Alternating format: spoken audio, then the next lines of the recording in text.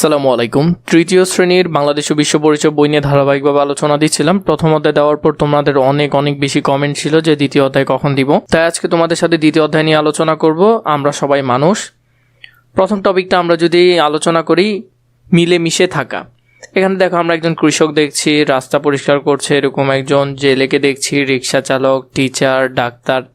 সমাজের বিভিন্ন পেশার মানুষদেরকে আমরা এখানে দেখছি ছবিতে। যেমন আমরা যদি এটা দেখি, সমাজে বিভিন্ন পেশার বা জনগোষ্ঠীর মানুষ, কৃষক আছে, পরিচ্ছন্নতা কর্মী, জেলে, ডাক্তার, শিক্ষক, রিক্সা চালক, এগুলো আমরা দেখছি। পরবর্তীতে দেখো ভিন্ন নৃগোষ্ঠী বাঙালি, মানে আমরা দেখছি কিছুটা পাহাড়ে যে মানুষরা আছে ওরা বিশেষ চাহিদা সম্পন্ন শিশু। এই যে এখানের মধ্যে র্যাম্প দিয়ে একটা বাচ্চাকে ঠেলে উঠানো হচ্ছে, তারা হলো বিশেষ চাহিদা সম্পন্ন শিশু। তো এখান থেকে আমরা আরও কিছু জানি যে বিভিন্ন ক্ষুদ্র নৃগোষ্ঠীর মানুষ হতে পারে, সাঁওতাল, গারো, চাকমা। 3 নম্বরে বিভিন্ন ধর্মের, যেমন মুসলমান, হিন্দু, বৌদ্ধ, খ্রিস্টান, এরকম। তাহলে এখানের মধ্যে দেখো আমরা ধর্মীয় সম্প্রীতিটা দেখতে পাচ্ছি। বিভিন্ন ধর্মের মানুষ, মুসলিম ধর্ম, হিন্দু ধর্ম, এরপর হলো বৌদ্ধ ধর্ম, খ্রিস্টান ধর্ম। তো এইভাবে আমরা এখানে ধর্মগুলো দেখছি। বিশেষ চাহিদা সম্পন্ন শিশু, যেমন হুইল চেয়ার ব্যবহারকারী, শারীরিক প্রতিবন্ধী শিশু, এরকম শিশুদের কথা এখানে বলছে। তাও আমি তোমাদেরকে ব্যাখ্যা করে বলার চেষ্টা করছি, কারণ আগের ভিডিওগুলোতে অনেক বেশি তোমরা দেখেছো, অনেক বেশি আসলে। তার জন্য আমি চেষ্টা করছি আরও ভালো করে যাতে তোমাদেরকে পড়াগুলো গুছিয়ে দিতে পারি। 1 নম্বরে বলেছে, ছবিগুলো পর্যবেক্ষণ করে সমাজের সদস্যদের বিভিন্নতা নিচের ঘরে লিখি। যেমন সমাজের বিভিন্ন জনগোষ্ঠী, বিভিন্ন পেশার মানুষ, এরপরে আছে বিভিন্ন নৃগোষ্ঠীর মানুষ, বিভিন্ন ধর্মের মানুষ, বিশেষ চাহিদা সম্পন্ন মানুষ। তো আমরা যদি চাই আমরা এগুলোর মধ্যে সুন্দর করে লিখে ফেলতে পারি, সমাজের বিভিন্ন জনগোষ্ঠীর মানুষ। তো এই বিষয়টাই একটু আগে তোমাদেরকে আমি বললাম গুছিয়ে, যে এখানের মধ্যে বিভিন্ন পেশার মানুষ দিতে পারো, কৃষক, পরিচ্ছন্নতা কর্মী, জেলে, ডাক্তার, শিক্ষক, রিক্সা চালক। এভাবে বিভিন্ন ক্ষুদ্র নৃগোষ্ঠীর মানুষ দিতে পারো, সাঁওতাল, গারো, মারমা, চাকমা। বিভিন্ন ধর্মের মানুষ দিতে পারো, মুসলিম, হিন্দু, বৌদ্ধ, খ্রিস্টান। বিশেষ চাহিদা সম্পন্ন হুইল চেয়ার ব্যবহারকারী, শারীরিক প্রতিবন্ধী শিশু, এভাবে করে লিখতে পারো। এই প্রথমটার উত্তর হলো তোমাদের এটা।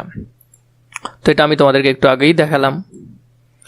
এরপরে যেটা আছে, সমাজে অনেক পরিবার মিলেমিশে বাস করে। এই পরিবারগুলো বিভিন্ন ধর্ম ও গোত্রের।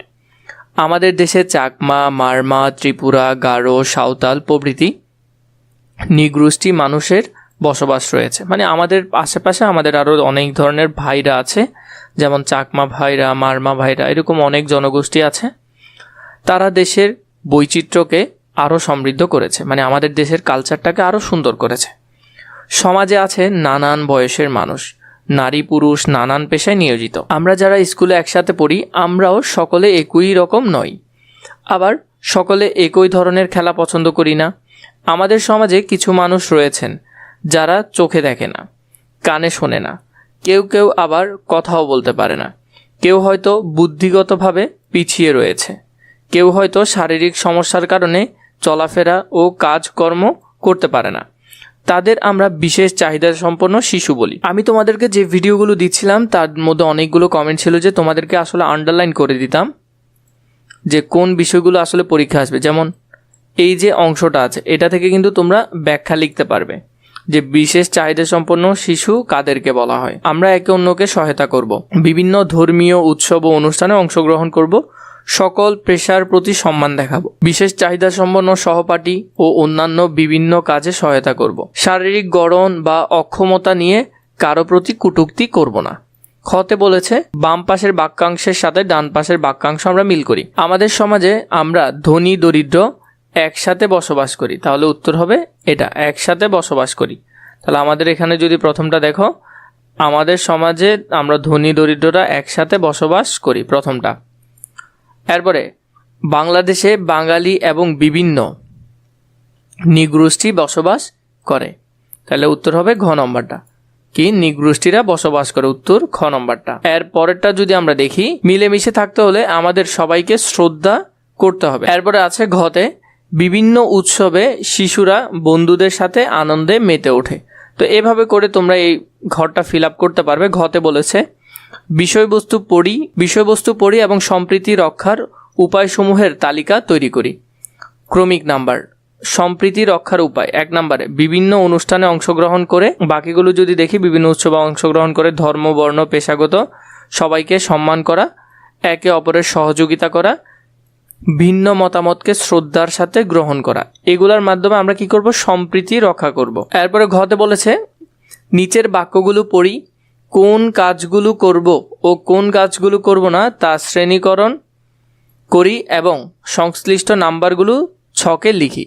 তো এখানের মধ্যে দেখো আমি যে কাজ করব, আমি যে কাজ করব না, এই নাম্বারগুলো আমরা এখানে লিখব। প্রথম থেকে আমরা পড়ি, ইহান একজন বয়স্ক লোককে রাস্তা পার হতে সহায়তা করেছে। তাহলে এই কাজটা আমরা নিশ্চয় করব, 1 নম্বরে সেটা লিখলাম। পরে সহপাঠীকে হুইল চেয়ারে নিয়ে যেতে সহায়তা করেছে, তাহলে এটাও আমরা করব, তাহলে এখানে দিবে 2 নং, এটাও আমরা করব। আরিশা তার শিক্ষককে সালাম দিয়েছে, তাহলে এই কাজটাও আমরা করব, 3 নং।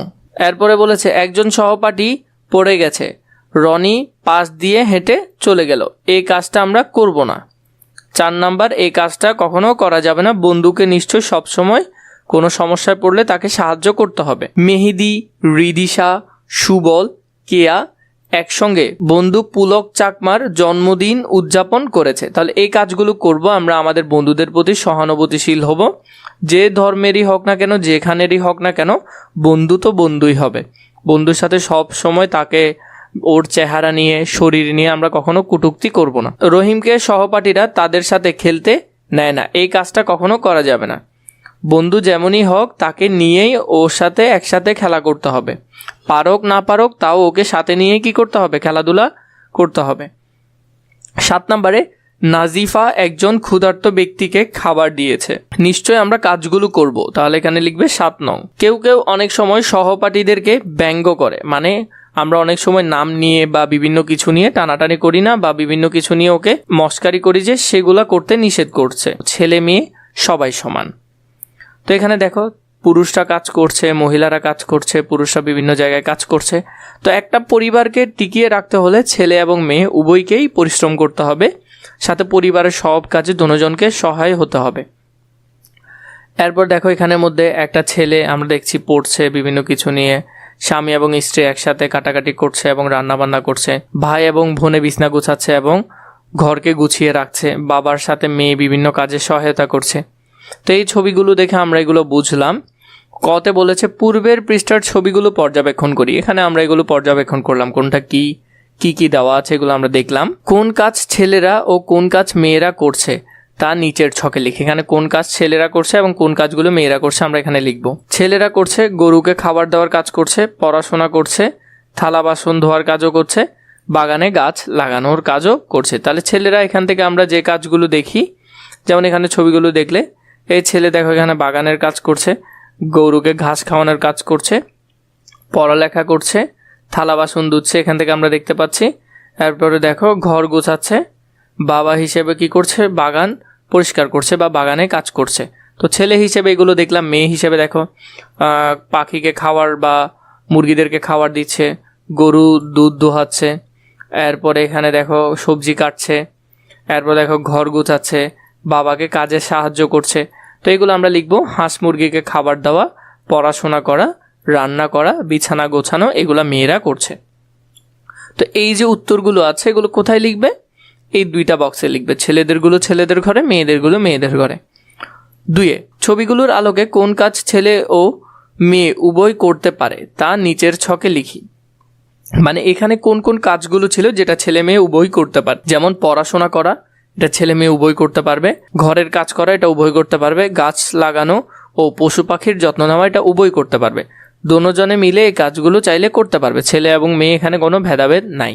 ঘতে বলেছে পরিবার 1 ও পরিবার 2 সম্পর্কে পড়ি, কোন পরিবারের কে কি করছে তা বের করি, কোন পরিবার বেশি ভালো আছে কেন তা লিখি।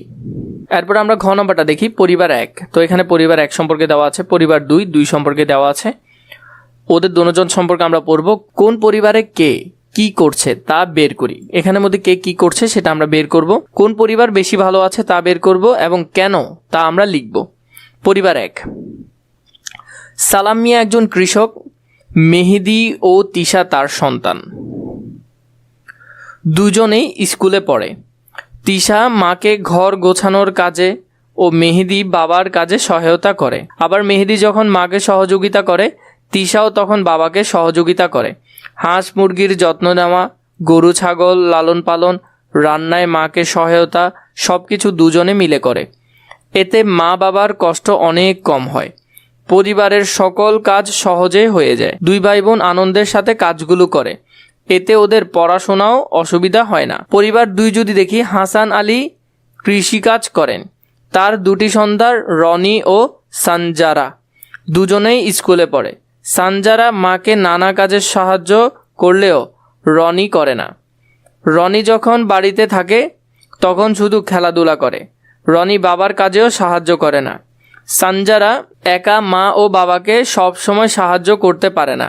মা বাবা দুজনকেই অনেক পরিশ্রম করতে হয়, পরিবারের কাজও সহজে হয় না।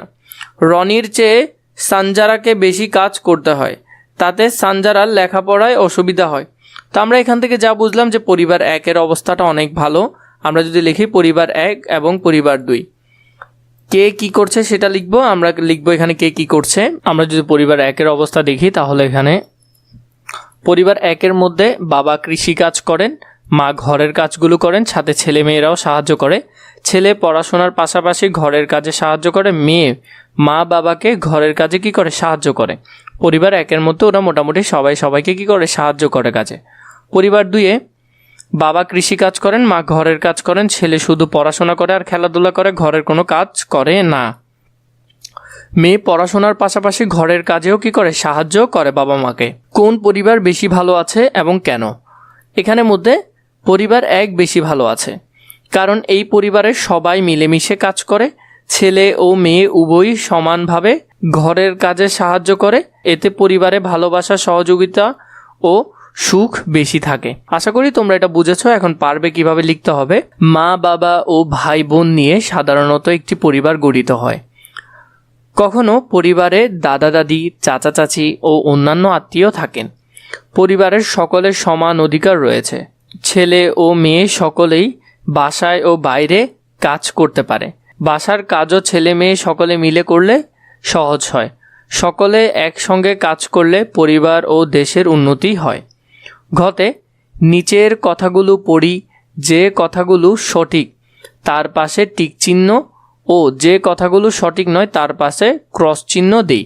মানে এখান থেকে কথা যেগুলো ঠিক তার পাশে আমরা টিক দিব, যেগুলো ঠিক না সেটা আমরা কি দিব, ক্রস দিব। এবং এগুলোর মধ্যে আমি কোনগুলো করব তা নিচে লিখি। আমি নিজের বিছানা নিজে গোছাই, তাহলে এটা করব, এটা সঠিক। আমরা বাবা ও মায়ের কাজে সাহায্য করি, তাহলে এটা সঠিক। আমি বল খেলতে চাইলে অন্যরা বলে এটা ছেলেদের খেলা, তাহলে এটা করব না। আমি ও আমার ভাই দুজনে মিলে ঘর গোছাই ও রান্নার কাজে সাহায্য করি, এই কাজটা করব। তাহলে এখান থেকে আমি যা যা করব, তুমি কি করবে, এই যে তিনটা কাজ আছে এগুলো করবে। আমি যেগুলো করব, আমি নিজের বিষয়ে যুক্তিসঙ্গত সিদ্ধান্ত নেব, বাবা মাকে কাজে সাহায্য করব, ভাই বোনের সাথে মিলেমিশে কাজ করব, ছেলে মেয়ে সবাই সমান, এটা মেনে চলবো। তো এখান থেকে তুমি এই যে চারটা আছে, এই চারটা কোথায় লিখবে, এই চারটা এখানে খালি বক্সে সুন্দর করে লিখে ফেলবে। প্রথমে বলেছে সঠিক উত্তরের পাশে টিক চিহ্ন দেই। একে আছে বিশেষ চাহিদা সম্পন্ন সহপাঠীর প্রতি আমরা কেমন আচরণ করব।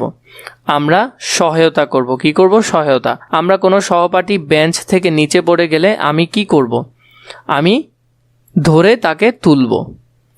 সঠিক শব্দ দিয়ে শূন্যস্থান পূরণ করি। বিভিন্ন নৃগোষ্ঠীর মানুষের বসবাস দেশের বৈচিত্র্যকে আরও সমৃদ্ধ করেছে। কি করেছে, সমৃদ্ধ করেছে। আমরা একে অন্যকে ঢ্যাস করব, আমরা একে অন্যকে সম্মান করব। কি করব, সম্মান করব। সকল পেশার প্রতি ড্যাশ দেখাবো, শ্রদ্ধা দেখাবো। কি দেখাবো, শ্রদ্ধা। 4 পরিবারের ছেলে ও মেয়ে সকলের ঢ্যাস অধিকার রয়েছে, সকলেরই সমান অধিকার রয়েছে। এরপরে যদি দেখি 5 সকলে ঢ্যাস কাজ করলে পরিবার ও দেশের উন্নতি হয়। সকলে মিলেমিশে বা একসাথে, সকলে মিলেমিশে বা একসাথে কাজ করলে দেশের এবং পরিবারের উন্নতি হবে। এরপরে এখানে আছে সংক্ষিপ্ত প্রশ্ন, বাসার কাজ কিভাবে করলে সহজ হয়। বাসার কাজ ভাগাভাগি করে করলে সহজ হয়। তো এই প্রশ্নের উত্তরটা খুবই ছোট, তোমাদের কি বড় প্রয়োজন কিনা আমাকে জানাবে, যদিও আমি নিচে উত্তরগুলো অনেক বড় বড় করে দিব। সেম প্রশ্নের উত্তরগুলো তোমরা নিচে বড় আকারে পাবে। আগে ছোটটা একটু দেখে নাও, সংক্ষিপ্ত মানে একেবারে ছোট কথায়। বাসার কাজ ভাগাভাগি করে করলে সহজ হয়। এরপরে ছেলে ও মেয়ে সকলের প্রতি আমাদের কেমন ব্যবহার করা উচিত। ছেলে ও মেয়ে সকলের প্রতি সম্মান ও সম্মানজনক ব্যবহার করা উচিত। এখান থেকে তোমরা আনসারগুলো লিখতে পারবে। বড় প্রশ্নগুলো আমি তোমাদেরকে আরও বড় থেকে দিব, তোমরা একটু ধৈর্য ধরো। আগে ছোট করে দিয়েছি, সেগুলো একটু দেখে নাও। একে, কিভাবে আমাদের মাঝে সম্প্রীতি গড়ে ওঠে? আমরা একে অন্যকে সম্মান করলে, সাহায্য করলে, ভেদাভেদ না করলে এবং মিলেমিশে চললে আমাদের মধ্যে সম্প্রীতি গড়ে ওঠে। এই প্রশ্নটার উত্তর যদি বড় করে দেখো, যেমন কিভাবে আমাদের মধ্যে সম্প্রীতি গড়ে ওঠে, এটা তোমরা পরীক্ষায় লিখতে পারবে। আমাদের মধ্যে সম্প্রীতি গড়ে ওঠে পারিবারিক ভালোবাসা, সম্মান ও সহযোগিতার মাধ্যমে। যখন আমরা একে অন্যকে মানুষ হিসেবে সম্মান করি, তখন সমাজে শান্তি বজায় থাকে। সবাই যদি ধর্ম, বর্ণ, ভাষা, পেশা বা শারীরিক অবস্থার ভেদাভেদ না করে মিলেমিশে চলি, তাহলে সম্প্রীতি তৈরি হয়। সুখে আনন্দ ভাগ করে নেওয়া, সমস্যায় সহযোগিতা করা সম্প্রীতি গড়ে তোলার গুরুত্বপূর্ণ উপায়। এছাড়া মতের অমিল হলে শান্তভাবে আলোচনা করা এবং সহনশীল মনোভাব রাখলে সমাজের সম্প্রীতি আরও শক্ত হয়। এভাবে আমাদের পরিবার, স্কুল ও সমাজ সুন্দর সম্পর্ক ও সম্প্রীতি গড়ে ওঠে।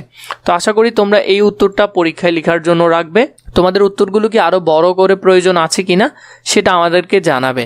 যদি তোমাদের আরও বড় প্রয়োজন হয়, ইনশাল্লাহ আমি তোমাদেরকে দিব। আরও যেমন যেমন প্রয়োজন হয় শুধু আমাকে কমেন্ট করে জানালে হবে। 2 নম্বরে যেটা আছে, বিশেষ চাহিদা সম্পন্ন সহপাঠীর সাথে তুমি কী রূপ আচরণ করবে? বিশেষ চাহিদা সম্পন্ন সহপাঠীর সাথে আমি যে রূপ আচরণ করব, আমি বিশেষ চাহিদা সম্পন্ন সহপাঠীর সাথে ভালো ও সহানুভূতিশীল আচরণ করব, তাকে সাহায্য করব এবং কোনো অবহেলা করব না। তো এটা হলো ছোট উত্তরটা, যেটা আমাদের জাস্ট ধারণার জন্য। আমি বিশেষ চাহিদা সম্পন্ন সহপাঠীর সাথে খুব ভালো, মানবিক ও সহানুভূতিশীল আচরণ করব, তাকে কখনো অবহেলা বা উপহাস করব না। তার কোনো কাজে অসুবিধা হলে আমি নিজের মতো করে সাহায্য করব। পড়াশোনা বুঝতে সমস্যা হলে তাকে বুঝিয়ে দেব এবং প্রয়োজনে শিক্ষকের সাহায্য নেব। খেলাধুলা ও দলগত কাজে তাকে অংশ নিতে উৎসাহ দেব, যাতে সে নিজেকে আলাদা মনে না করে। আমি তাকে সম্মান করব এবং বন্ধুর মতো আচরণ করব, এতে সে আত্মবিশ্বাস পাবে এবং আমাদের মধ্যে বন্ধুত্ব ও ভালোবাসা তৈরি হবে। এর পরবর্তীতে কোন বিষয় প্রয়োজন, কোন অধ্যায় প্রয়োজন, নিশ্চয়ই কমেন্ট করে আমাকে জানাবে।